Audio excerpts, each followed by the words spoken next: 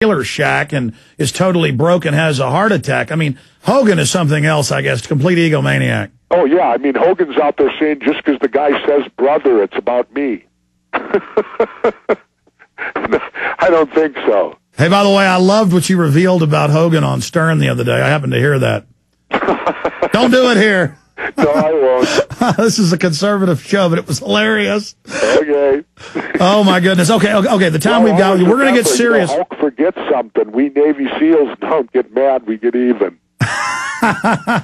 Well, when I've got you for a full hour to take calls, come up in about 8-9 days. We appreciate that time. Sure. We'll get more into all that other stuff and all the serious issues. But tell us about the paperback of Don't Start the Revolution Without Me.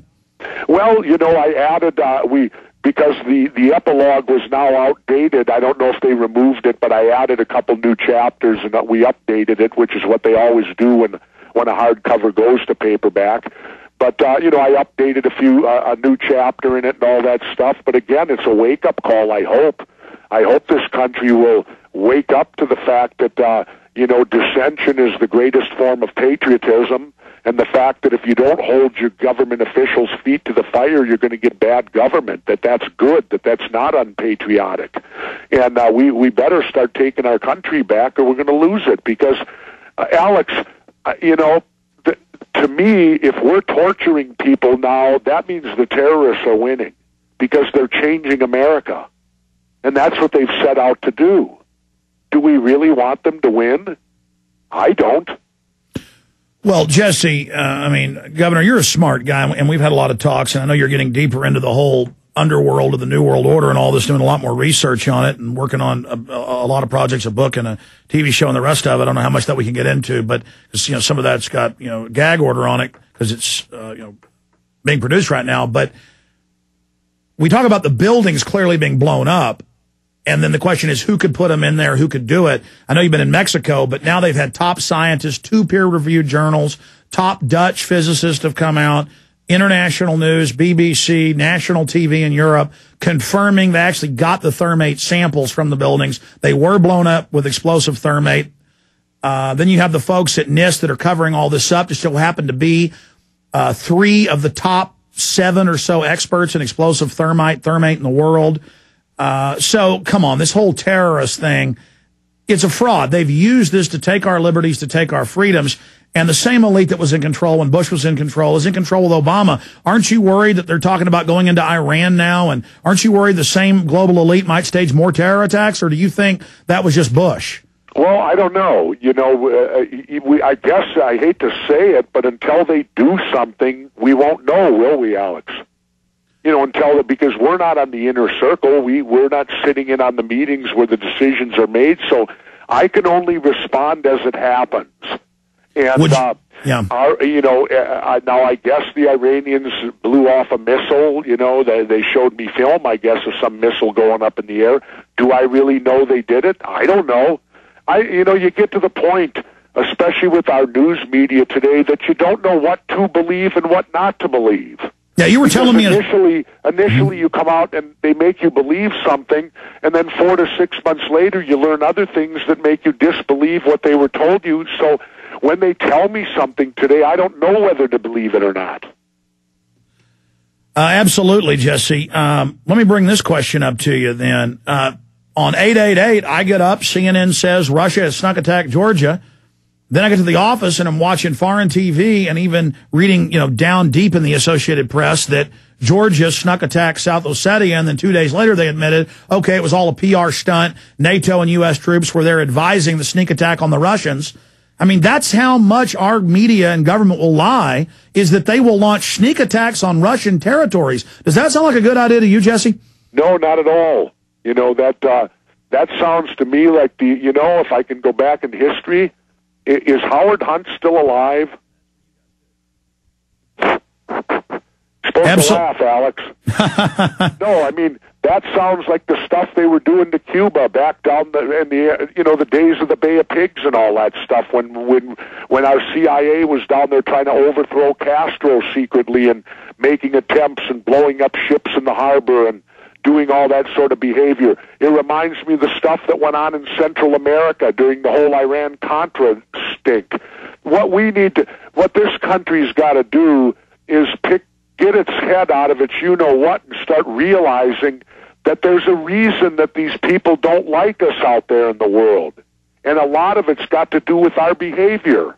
I agree. And this corrupt offshore elites that are using the United States as their tool or their front man, their strong man, their engine to carry this out. Can you talk about what we discussed this morning in that conversation about how you're discovering more and more stuff? You're writing a book about conspiracies, the point about Lincoln, or do you want to just not get into that? Oh, no, that's fine. Well, the story I can tell you is this. You know, Dick Russell, my co-writer, he brought this to my attention. He sat me down, and we were down together in the Baja, and he just looked at me and he said, Governor, he said, what do you know about the murder of Abraham Lincoln? What were you taught in school? And I said, well, what I recall that I was taught in school is that Abraham and his wife went to the movie theater, the Ford Theater, and that John Wilkes Booth snuck up behind him, shot him in the head, tried to jump from the balcony, hooked his leg on something or other, broke his leg. They trailed him to a cabin and killed him, burnt him or whatever. I said, that's what I was taught. And Dick said to me, so they never taught you that there were actually 7 people arrested, tried, and convicted for the assassination of Abraham Lincoln and the attempt on Ulysses S. Grant and Vice President Johnson? I said, I never heard a word about that till you told me that right now.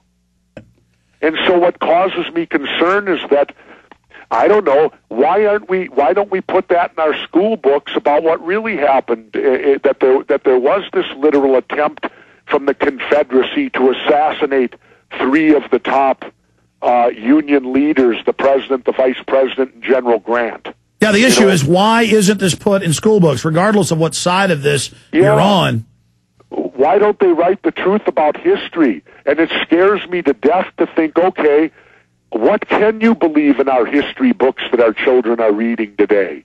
You know, are they going to continue to tell us that Lee Harvey Oswald killed Jack Kennedy when there's enough evidence out there that indicates if he did take part in it, he certainly didn't do it alone?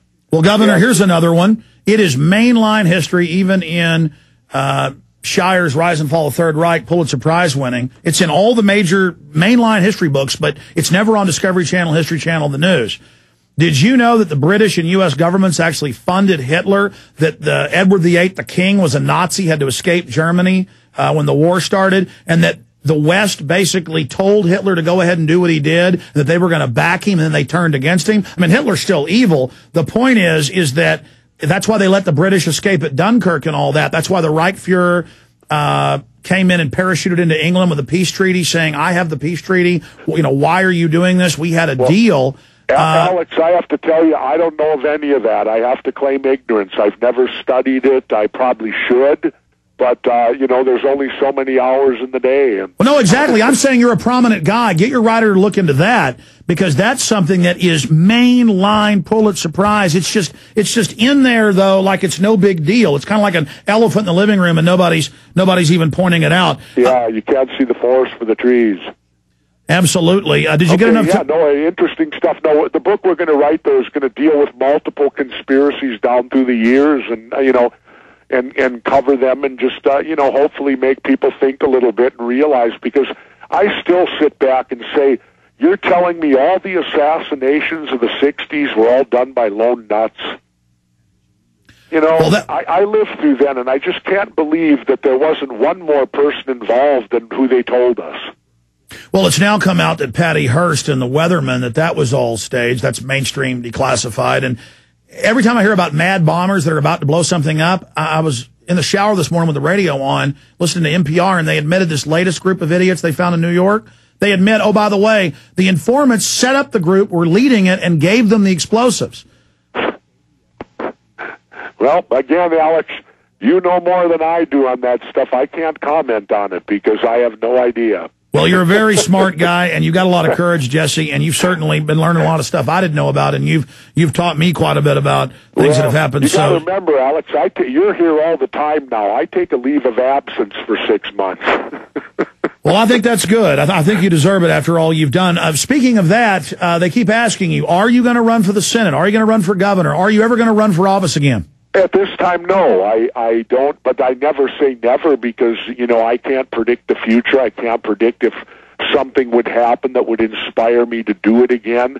But right now, I don't have the fire in my belly to go for, like, the Senate race. You know, it really came down to flipping a coin. I let destiny determine it. But the other main reason was I thought about, you know, at my age now, that's 6 years of my life that I got to go hang out with people I don't even like.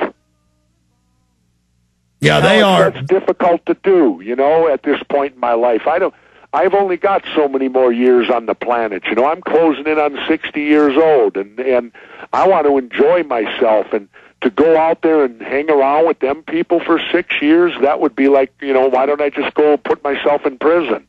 Well, Governor Ventura, I understand, but that's the problem. Evil people will scrabble and claw to get power, will gnaw through steel to get it, and then good guys like you